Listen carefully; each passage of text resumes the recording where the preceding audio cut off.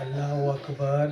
इस वीडियो को लास्ट तक देख के जाना भाई, ताकि आप लोगों को पता चले, और आपके लोगों में शेयर करके ज़रूर जाना, और हमारे चैनल को ज़रूर सब्सक्राइब कीजिए, ताकि दीन के बारे में सभी लोगों को पता चले। चलो शुरू करते हैं वीडियो, देखिए एंड तक क्या होता है। तब जमीन, चांद, सूरज, सितारे कुछ भी ना था।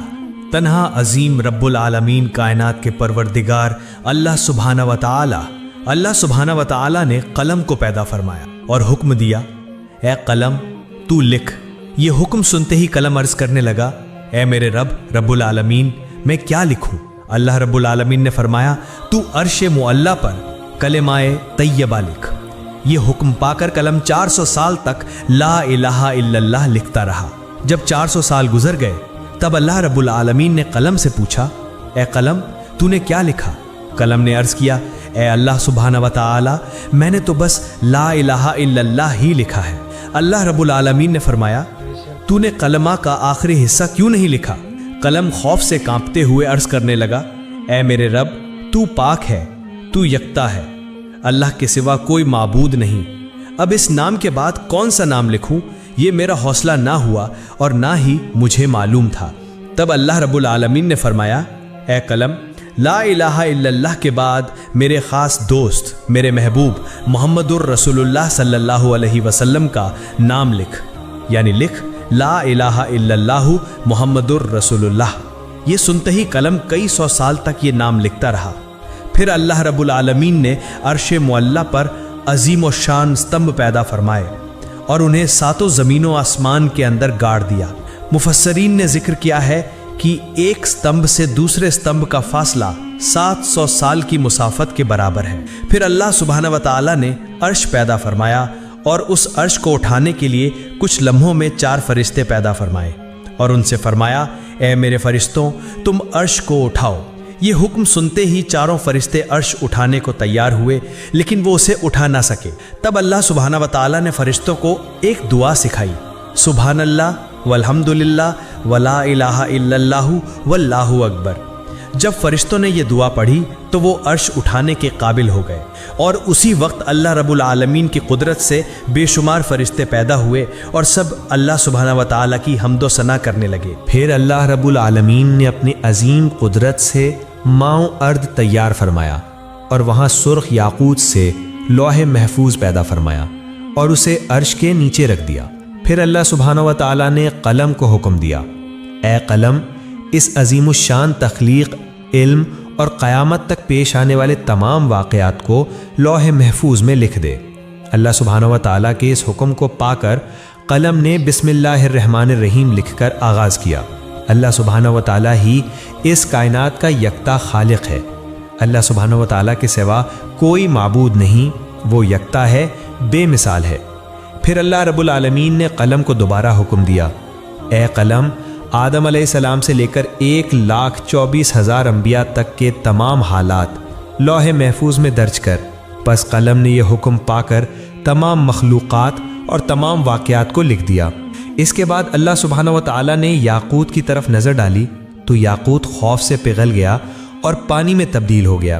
फिर अल्लाह सुब्हाना व तआला की बेपाया कुदरत से हवा पैदा हुई और रब्बुल आलमीन ने उसे शुमाल, जुनूब, मशरिक़ और मगरिब की तरफ भेज दिया और फरमाया, तुम लोग तेज़ रफ्तारी से बहते हुए पानी में लहरें पैदा करने लगे और झाग उठने लगा, और फ़ौरन ही अल्लाह सुब्हाना व तआला के हुक्म की तामील हुई। चुनांचे पानी के ऊपर झाग जम गया और उन झागों के बाहमी तसादुम से अल्लाह सुब्हाना व तआला के हुक्म से आग पैदा हुई। कुछ ही देर बाद उस आग से धुआं निकलने लगा। फिर अल्लाह सुब्हाना व तआला का अर्श पानी के बीच में कायम हुआ। अल्लाह रब्बुल आलमीन ने उस धुएं को 7 हिस्सों में तकसीम किया। उसके पहले हिस्से से पानी, दूसरे हिस्से से तांबा, तीसरे हिस्से से लोहा, चौथे हिस्से से चांदी, 5वें हिस्से से सोना, छठे हिस्से से मवारिद यानी मोती और 7वें हिस्से से याकूत पैदा फरमाया। इसके बाद अजीम अल्लाह सुब्हानहू व तआला ने अपनी कुदरत से पानी से पहला आसमान, तांबे से दूसरा आसमान, लोहे से तीसरा आसमान, चांदी से चौथा आसमान, सोने से 5वां आसमान, मवारिद से छठा आसमान और याकूत से 7वां आसमान बनाया। ایک آسمان سے دوسرے آسمان تک کا فاصلہ تقریباً 500 سال کی مسافت کے برابر ہے۔ پھر اللہ سبحانہ و تعالیٰ کی قدرت سے پانی سے بدل کر ایک سرخ رنگ کی مٹی کی مانند چیز وجود میں آئی۔ تب اللہ رب العالمین نے 4 فرشتوں حضرت جبرائیل، میکائیل، اسرافیل اور عزرائیل علیہم السلام کو حکم دیا کہ چاروں طرف سے اس کو کھینچو۔ اللہ سبحانہ و تعالیٰ کے حکم پر انہوں نے ایسا ہی کیا اور وہ چیز ایک وسیع و عریض زمین کی صورت اختیار کر گئی۔ پھر اللہ رب العالمین نے محض 6 دنوں میں آسمان، زمین، چاند، سورج، سیارے اور ستارے یعنی اس کائنات میں جو کچھ ہے سب کچھ پیدا کر دیا۔ پھر 1000 سال بعد اللہ رب العالمین نے بے دھواں آگ پیدا کی اور اس سے جنات کو پیدا فرمایا۔ جنوں میں ایک نبی بھیجے گئے جن کا نام یوسف تھا۔ اللہ سبحانہ و تعالیٰ نے اس نبی کو شریعت کے احکام سکھائے اور انہیں دنیا میں بھیجا۔ اس طرح جنات کی زندگی چلنے لگی، لیکن بہت سالوں کے بعد جنات اللہ سبحانہ و تعالیٰ کے احکام بھول گئے اور سب کے سب گمراہ ہو کر گناہوں میں ڈوب گئے۔ تب وہی یوسف نامی جن سب سے کہنے لگے، اے جنوں کی جماعت، اللہ سبحانہ و تعالیٰ سے ڈرو، گناہوں سے باز آ جاؤ۔ کیا تم بھول گئے ہو اللہ سبحانہ و تعالیٰ یکتا ہے، اس کے سوا کوئی معبود نہیں؟ پس توبہ کرو اور سیدھے راستے پر واپس آ جاؤ اور اللہ سبحانہ و تعالیٰ کے احکام مانو۔ لیکن جنوں کی جماعت نے اس کی بات نہ مانی اور سب نے مل کر اسے قتل کر دیا۔ ادھر فرشتے کہنے لگے، اے اللہ سبحانہ و تعالیٰ، جنات کی جماعت دنیا میں گناہوں میں مبتلا ہو کر فساد برپا کر رہی ہے اور قتل کر رہی ہے۔ اللہ رب العالمین نہایت رحیم و کریم ہیں، اس کی رحمت بے پایا ہے۔ فرشتوں کی یہ بات سن کر اللہ سبحانہ و تعالیٰ نے جنوں کو ان کے گناہوں کی سزا نہ دی، بلکہ دوبارہ ایک اور پیغمبر بھیجا، لیکن وہ کامیاب نہ ہو سکے۔ صرف چند جن ہی ان کی ہدایت قبول کر کے سیدھے راستے پر آئے اور باقی سب گمراہ ہو گئے۔ یوں تقریباً 36,000 سال کے عرصے میں جنات نے بے شمار پیغمبروں کو قتل کر ڈالا۔ پھر اللہ رب العالمین نے فرشتوں سے فرمایا، جاؤ جو گناہوں میں مبتلا ہیں ان کو سزا دو۔ اللہ سبحانہ و تعالیٰ کے اس حکم کو پاتے ہی فرشتوں نے کروڑوں جنات کو سزا دی۔ صرف وہی مومن جن جو گنہگار جنوں کے خوف سے جنگلوں، پہاڑوں اور گفاؤں میں بیٹھ کر اللہ سبحانہ و تعالیٰ کی عبادت کرتے تھے، وہی فرشتوں کے ہاتھ سے بچ گئے۔ اس وقت فرشتوں نے دیکھا کہ ایک کم عمر حسین و جمیل جن تنہا کھڑا ہے۔ اس کا نام ابلیس تھا۔ اسے دیکھ کر فرشتوں کے دلوں میں رحم پیدا ہوا۔ تب فرشتوں نے عرض کیا، اے ہمارے رب، اے معبود، یہ کمسن جن بالکل بے سہارا ہے، اس پر ہمیں بہت شفقت آ رہی ہے، کیا ہم اسے آسمان پر لا کر پرورش کریں؟ فرشتوں کی درخواست پر اللہ رب العالمین نے اجازت عطا فرمائی کہ اسے آسمان پر لے آؤ۔ ابلیس تیز حافظے والا تھا، جو ایک بار سنتا وہ ہمیشہ کے لیے یاد رکھتا۔ ادھر جو جنات زندہ بچے تھے ان کی نسل بڑھ کر پھر سے دنیا جنات سے بھر گئی۔ ادھر فرشتے ابلیس کو پہلے آسمان پر لے آئے۔ وہاں پہنچ کر فرشتوں نے اسے اللہ کی عبادت اور بندگی کے سبھی اصول اور ضوابط سکھائے۔ ابلیس نے بہت کم وقت میں یہ تعلیم حاصل کر لی اور پھر پورے 1000 سال پہلے آسمان پر اللہ کی عبادت کرتا رہا۔ ابلیس کی عبادت میں یکسوئی اور اخلاص دیکھ کر فرشتے حیران ہو گئے اور کہنے لگے، ہم تو صرف اللہ کی عبادت کے لیے پیدا کیے گئے ہیں، ہماری تعلیم و ریاضت سب کچھ عبادت ہی ہے۔ مگر کیا تعجب کی بات ہے کہ ابلیس نے ہم سے عبادت کے طریقے سیکھے اور اب وہ ایسی عبادت کر رہا ہے کہ اس کے مقابلے میں ہماری عبادت کچھ بھی نہیں۔ ہم نے تو اپنے درمیان کسی کو ایسی عبادت کرتے نہیں دیکھا۔ ایسا لگتا ہے کہ ابلیس سے ہمیں بہت کچھ سیکھنا ہے۔ فرشتے اس کی عبادت سے اتنے متاثر ہوئے کہ بڑے اہتمام کے ساتھ 1000 سال بعد اسے پہلے آسمان سے دوسرے آسمان پر لے گئے۔ دوسرے آسمان پر آ کر وہ اس سے بھی زیادہ عبادت میں مشغول ہو گیا۔ وہاں کے فرشتے یہ دیکھ کر ہر طرف سے تعریف و تحسین کرنے لگے۔ بہت سے فرشتے اس کی مدح سرائی کرنے لگے اور اس کا نام عابد رکھ دیا۔ پھر ابلیس نے 1000 سال عبادت کی۔ اس کے بعد فرشتے اسے دوسرے آسمان سے تیسرے آسمان پر لے گئے۔ وہاں پہنچ کر وہ اور زیادہ یکسوئی اور خشوع کے ساتھ اللہ کی عبادت میں لگ گیا۔ یہ دیکھ کر وہاں کے فرشتے اس کی عبادت پر فریفتہ ہو گئے اور اس کا نام ولی رکھ دیا۔ اسی طرح ابلیس نے ہر آسمان پر 1000 سال عبادت کی۔ آخر کار جب وہ 7ویں آسمان پر پہنچا تو سکون و اطمینان کے ساتھ رہنے لگا۔ ابلیس نے ہر پہلو سے بہت زیادہ علم اور تجربہ حاصل کر لیا۔ تب فرشتوں نے اللہ کی بارگاہ میں دعا کی، اے ہمارے رب، اے اللہ اگر تو اپنے محبوب ابلیس کو عرش معلیٰ پر اٹھا لے تو ہم اس سے بہت قیمتی نصیحتیں سن کر بہت کچھ سیکھ سکتے ہیں، کیونکہ اس نے ہم سے کہیں زیادہ علم حاصل کیا ہے۔ اللہ تعالیٰ نے فرشتوں کی اس درخواست کو قبول فرمایا اور ابلیس کو عرش معلیٰ کے قریب لے آئے۔ وہاں پہنچ کر ابلیس یاقوت سے بنے ایک بلند ممبر پر عبادت میں مشغول ہو گیا اور وعظ و نصیحت کرنے لگا۔ یہ سب دیکھ کر فرشتوں نے اسے ملائکہ یعنی فرشتوں کا استاد تسلیم کر لیا۔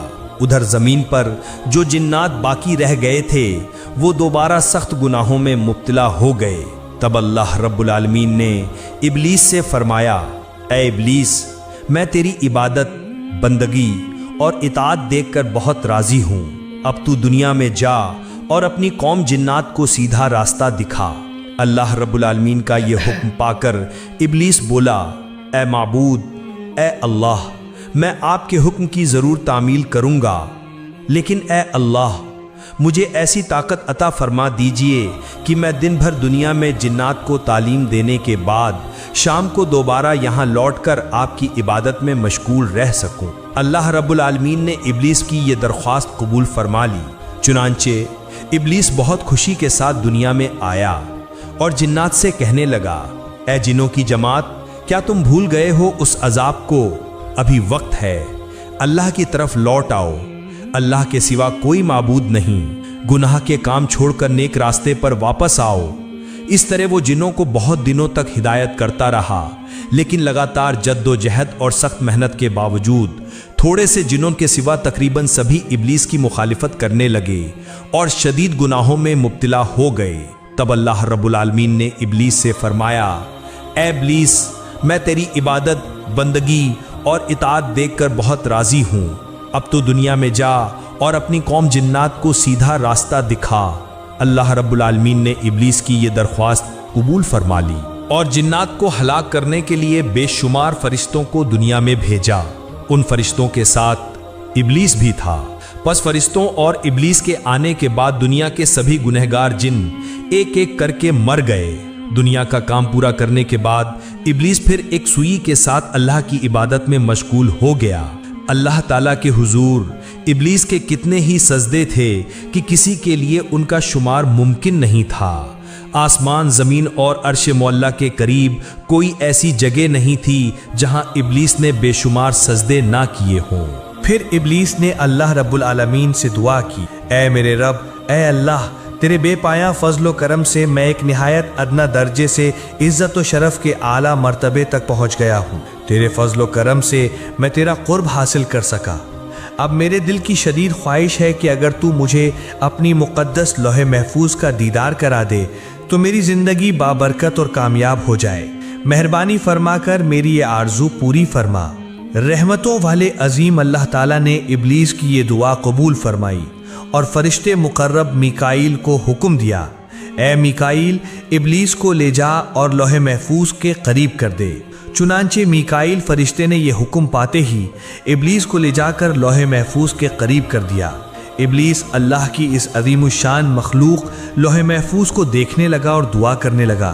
اچانک اس کی نظر ایک جگہ پڑی جہاں لکھا تھا، اللہ کا ایک بندہ 6 لاکھ سال تک اللہ کی عبادت کرے گا، لیکن اللہ کا ایک حکم نہ ماننے کے سبب وہ جنت سے نکالا جائے گا اور وہ بندہ آسمان و زمین میں ملعون یعنی اللہ کی لعنت کا سزاوار کے نام سے جانا جائے گا۔ یہ دیکھ کر ابلیس جار و قطار رونے لگا اور سجدے میں گر پڑا۔ مفسرین کے قول کے مطابق ابلیس نے یہ سجدہ 6000 سال تک کیا۔ 6000 سال بعد جب اس نے سر اٹھایا تو دیکھا کہ اس کی سجدہ گاہ پر لکھا ہوا ہے، لعنت اللہ علی ابلیس، یعنی ابلیس پر اللہ کی لعنت ہو۔ یہ دیکھ کر ابلیس نے اللہ سے دعا کی، اے میرے رب یہ ابلیس کون ہے؟ میں اسے اچھی طرح سمجھانا چاہوں گا۔ اس کے جواب میں اللہ تعالیٰ نے فرمایا، بہت جلد تم اسے دیکھو گے۔ یہ سن کر ابلیس وہیں کھڑا رہا اور 1000 سال تک یہی پڑھتا رہا، لعنت اللہ علی ابلیس، یعنی ابلیس پر اللہ کی لعنت ہو۔ یہاں ذکر کرنا ضروری ہے کہ اس وقت ابلیس اس نام سے مشہور نہیں ہوا تھا۔ اس کے بعد اللہ رب العالمین نے ابلیس سے فرمایا، اے ابلیس بتا وہ بندہ جو میری بے پایا عنایتیں پانے کے باوجود میرے حکم کی نافرمانی کرے، اس کی کیا سزا ہونی چاہیے؟ جواب میں ابلیس نے کہا، اے میرے رب، اے اللہ رب العالمین، ایسے ناشکر شخص پر سخت سزا اور لعنت نازل ہونی چاہیے۔ تب اللہ رب العالمین نے فرمایا، یہ تمہاری یہ بات ایک تختی پر لکھ کر اپنے پاس رکھ لو، بعد میں یہ کام آ سکتی ہے۔ اس واقعے کے کچھ دن بعد ایک دن اچانک ابلیس نے اپنے دل میں سوچنا شروع کیا، اب فرشتوں کی دنیا اور جنات کی دنیا میں کوئی ایسا فرشتہ یا جن باقی نہیں رہا جس نے مجھ سے زیادہ علم حاصل کیا ہو۔ اب تو فرشتوں پر بھی میرا اثر بے مثال ہے، میرے اثر و رسوخ اور قوت کا مقابلہ کرنے والا اب کوئی باقی نہیں۔ میرا خیال ہے کہ رب العالمین کائنات کی تدبیر اور انتظام کی ذمہ داری صرف مجھے ہی دے سکتا ہے۔ اس واقعے کے کچھ دنوں بعد اللہ تعالیٰ کے ایک گروہ فرشتے لوح محفوظ پر ایک تحریر دیکھتے ہیں جس میں لکھا ہوتا ہے، بہت جلد ایک شخص پر اللہ کی لعنت نازل ہوگی۔ یہ تحریر دیکھ کر سارے فرشتوں کا گروہ خوف سے کانپنے لگا۔ وہ کہنے لگے، نہ جانے وہ بد نصیب کون ہے جس پر یہ بدقسمتی نازل ہوگی۔ سب فرشتے فکرمند اور پریشان ہو کر روتے روتے اپنے استاد ابلیس کے پاس حاضر ہوئے۔ ابلیس نے انہیں دیکھ کر کہا، کیا بات ہے، تم سب یوں کیوں رو رہے ہو؟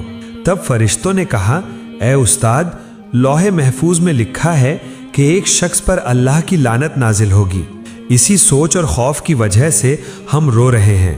استاد، آپ ہمارے لیے دعا کریں کہ ہم اللہ کی لعنت سے بچ سکیں۔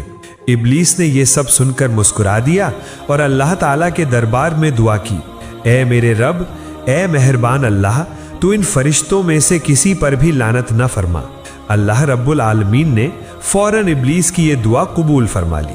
کچھ دنوں بعد ایک دن ابلیس نے عرش معلیٰ کے ایک تخت پر روشن نور کی حروف میں ایک تحریر دیکھی۔ وہاں لکھا تھا، اعوذ باللہ من الشیطان الرجیم، یعنی میں اللہ تعالیٰ کی پناہ مانگتا ہوں اس مردود شیطان سے۔ یہ تحریر دیکھ کر ابلیس سخت حیران ہوا اور اللہ سے پوچھنے لگا، اے میرے رب، وہ کون بدبخت شیطان ہے جس سے بچنے کے لیے تیری پناہ مانگنے کا حکم لکھا گیا ہے؟ اللہ رب العالمین نے فرمایا، بہت جلد تم اسے پہچان لوگے۔ ادھر جنات میں فساد برپا کرنے والوں کو ہلاک کر دینے کے بعد اللہ رب العالمین نے اعلان فرمایا، اے میرے فرشتوں، میں زمین پر ایک نیا خلیفہ پیدا کرنے والا ہوں۔ یہ اعلان سن کر تمام فرشتے اللہ تعالیٰ سے عرض کرنے لگے، اے ہمارے رب، اے مہربان اللہ، کیا آپ ایسا نمائندہ پیدا کریں گے جو زمین میں فتنہ اور خون ریزی کرے گا جیسے پہلے ہوا تھا؟ حالانکہ ہم تو تیری تسبیح اور حمد بیان کرتے ہیں۔ اس وقت اللہ رب العالمین نے فرمایا، بے شک میں وہ جانتا ہوں جو تم نہیں جانتے۔ پھر اللہ رب العالمین نے حضرت جبرائیل علیہ السلام کو حکم دیا، جبرائیل جاؤ اور زمین کی سطح سے ایک مٹھی مٹی لے آؤ۔ حضرت جبرائیل علیہ السلام یہ حکم پا کر فوراً زمین پر اترے۔ جہاں آج کعبہ موجود ہے وہیں سب سے پہلے ایک مٹھی مٹی لینا چاہیے، لیکن زمین بول اٹھی، اے جبرائیل، مجھ سے مٹی مت لو، اس مٹی سے اللہ رب العالمین جو خلیفہ پیدا کریں گے ان کی اولاد نہایت گناہگار اور سزا کی مستحق ہوگی۔ میں بے بس زمین ہوں، اللہ کے عذاب کو سہنے کی طاقت مجھ میں نہیں۔ یہ سن کر حضرت جبرائیل علیہ السلام نے مٹی نہیں لی اور واپس لوٹ آئے۔ پھر یکے بعد دیگرے حضرت میکائیل، حضرت اسرافیل اور سب فرشتوں کو مٹی لانے کے لیے بھیجا گیا، لیکن وہ سب بھی اسی طرح مٹی لیے بنا واپس آ گئے۔ آخرکار اللہ رب العالمین نے حضرت عزرائیل فرشتے سے فرمایا، اے عزرائیل، تم زمین سے ایک مٹھی مٹی لے آؤ۔ اللہ رب العالمین کا یہ حکم پا کر حضرت عزرائیل علیہ السلام فوراً زمین پر اترے۔ پھر زمین نے پہلے کی طرح اللہ کی قسم دے کر مٹی لینے سے منع کیا۔ تب حضرت عزرائیل فرشتے نے کہا، اے زمین، جس اللہ کی قسم تو دے رہی ہے، میں اسی عظیم اللہ کے حکم سے یہاں آیا ہوں۔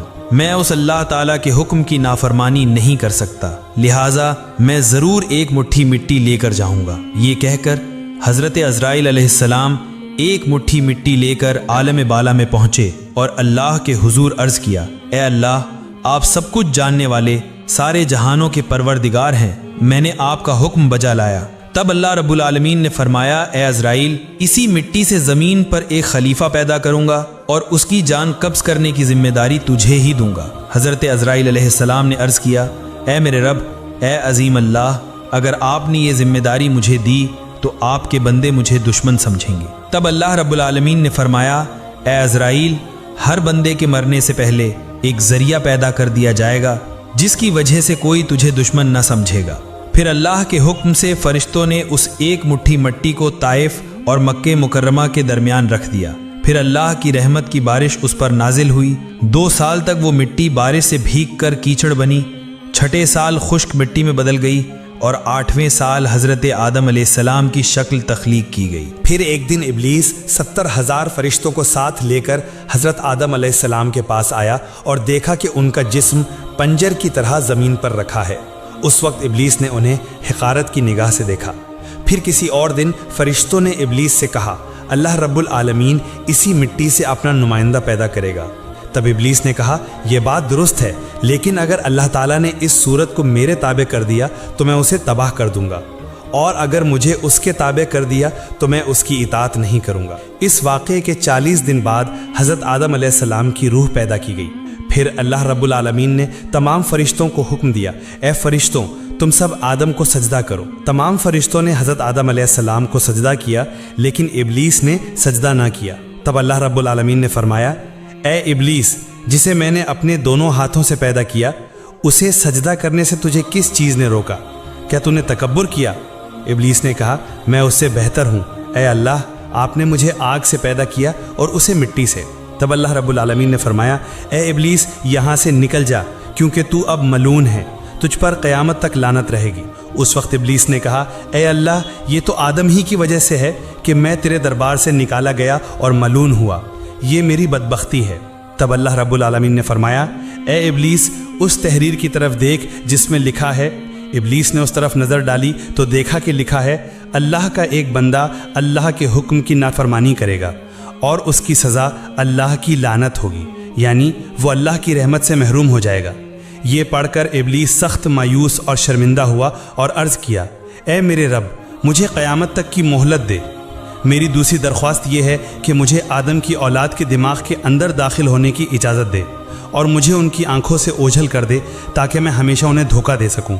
तेरी इज़्ज़त की कसम, मैं सबको गुमराह कर दूंगा सिवाय उनके जो ईमानदार और अल्लाह वाले होंगे, जो तेरे रास्ते पर कायम रहेंगे।